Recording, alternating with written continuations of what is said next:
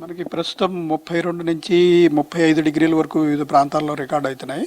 మనకి ముఖ్యంగా ఎక్కువ టెంపరేచర్లు అనేవి ఉత్తర తెలంగాణ, ఆదిలాబాద్, కుమరం భీం ప్రాంతం, అలాగే మన భద్రాద్రి కొత్తగూడెం, ఖమ్మం ప్రాంతంలో ఇవి ఎక్కువ టెంపరేచర్లు ఉంటాయి.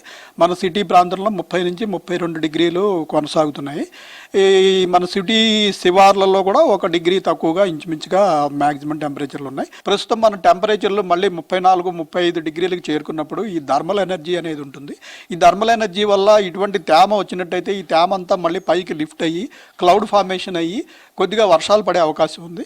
సో ఈ దృష్ట్యా ఈ రోజు నుంచి 24, 25 తారీఖుల్లో మనకి ముఖ్యంగా ఉత్తర తెలంగాణ, ఆదిలాబాద్, కుమరం భీము, మంచిర్యాల, ఇటు జయశంకర్, భూపాల్పల్లి, నిర్మల్, నిజామాబాదు, అలాగే తూర్పులో ఉన్నటువంటి భద్రాద్రి కొత్తగూడెము, ఖమ్మము, నల్గొండ, సూర్యాపేట ఈ జిల్లాల్లో కొద్దిగా చెదురుమదురు వర్షాలు పడే అవకాశం ఉంది.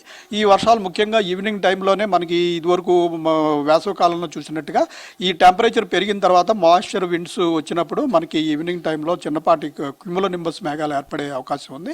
అయితే పెద్దగా భారీ వర్షాలు మనం ఎక్స్పెక్ట్ చేయడం లేదు. అడపా జల్లులు పడే అవకాశం ఈ జిల్లాల్లో వచ్చే 24, 25 తారీఖుల్లో ఉంది.